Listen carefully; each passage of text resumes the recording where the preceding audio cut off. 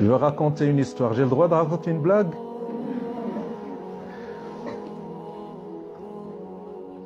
Il y a un imam dans une mosquée qui a passé 25 ans comme imam dans une mosquée où priaient 400-500 personnes. À un certain moment, il a eu un problème financier. Il avait, je ne sais pas, quelque chose à régler.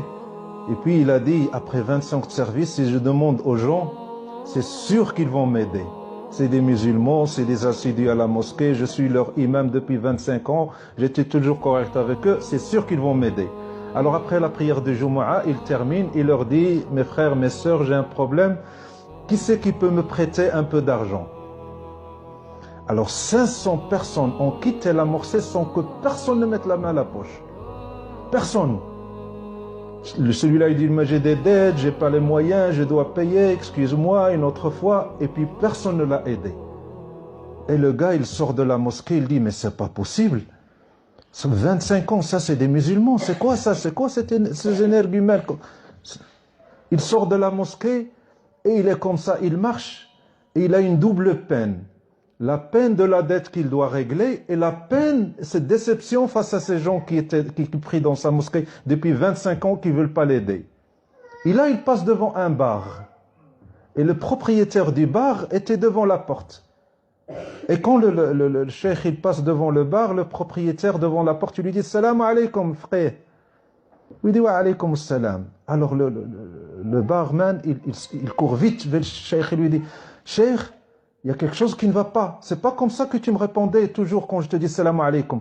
Il lui dit « Mon fils, il n'y a rien, il n'y a rien ». Non, lui dit « Dis-moi, qu'est-ce qu'il y a ?» Il a dit « Il n'y a rien, mon fils ». Non, il y a quelque chose qui te tracasse. Dis-moi ce qui ne va pas. Il lui a dit, mon fils, j'ai un problème d'argent. Alors cet homme, quand il a entendu que le frère, il avait un problème d'argent, il est tout de suite rentré au bar, il prend le tiroir caisse et il sort avec chez le frère. Il dit, prends. Il dit, qu'est-ce que je prends? Il dit, prends. Le frère, il a besoin d'argent, on ne l'aide pas. On est quoi, nous? Il dit, non, mon fils, il m'a dit, tu prends, wallahi, tu prends. Tout ce que tu veux. Alors le frère, il était serré, il prend l'argent. Alors il le compte. Il lui a dit, mon fils, compte combien? Moi, compter, après toi. A'oudou billah.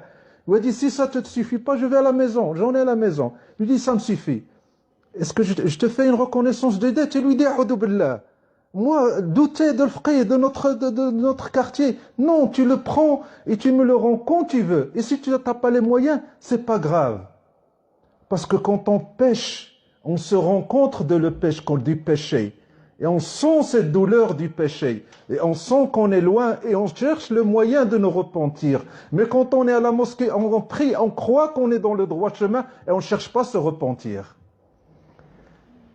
Alors, quand il lui a donné l'argent, frère, il a mis l'argent dans sa poche. Alors ce barman lui a dit, oh frère, fais des doigts pour moi. Fais une doigt pour moi.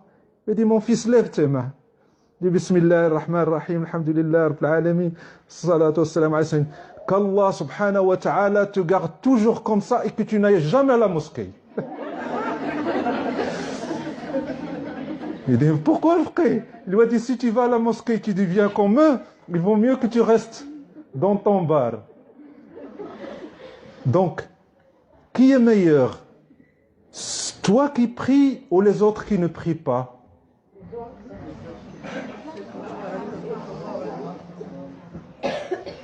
Mais nous, qu'est-ce qu'on croit? On croit qu'on est meilleur. On croit, on n'a rien. Allah subhanahu wa ta'ala yada'u sirrahu haythu yasha. Allah, il donne à qui il veut, comme il veut, quand il veut, sans tenir compte de n'importe quel acte qui vient de toi. Allah maintenant, il donne qu'aux prieurs, qu'aux adorateurs. À qui il donne? À tout le monde. Donc c'est son affaire.